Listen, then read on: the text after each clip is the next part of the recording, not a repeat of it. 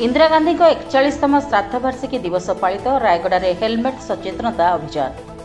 भारतर पूर्वतन प्रधानमंत्री स्वर्गत इंदिरा गांधी 41तम श्राद्धवार्षिकी अवसर में रायगड़ा जिला कांग्रेस कमिटी तरफ एक विशेष नियारा कार्यक्रम आयोजन कर अवसर में जिला कांग्रेस नेता माने इंदिरा गांधी त्याग साहस और दृढ़ नेतृत्व को स्मरण करथिले। कार्यक्रम में रायगड़ा विधायक अपलास्वामी उपस्थित होई एक नूतन पदक्षेप नेले। से हेलमेट बिना मोटरसाइकिल चलाउथबा लोकमानकु फूल और हेलमेट देई सचेतन कले। से कहिले जीवन अमूल्य, सुरक्षा पई हेलमेट पिंधिबा आवश्यक। एही अभियान माध्यम युव मोर्चा और कांग्रेस सेवादल मिसिकी जनसाधारण मध्य सड़क सुरक्षा सचेतनता जागृत कले। ब्यूरो रिपोर्ट, साक्षी टीवी ओडिया।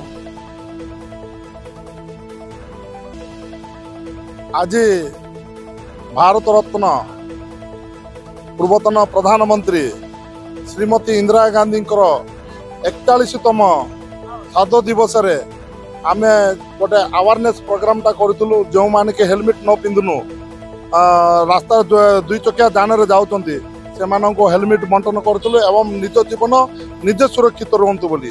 कारण देखंतु जदि एठी जदि एते ट्रैफिक रोची हेलमेट जदि व्यवहार न कर गाड़ी चलाउछन्ते ताले निश्चित भाव में दुर्घटना जदि हम ताले हेलमेट जदि पिंधिबे निश्चित भाव में सेफ रहिबो।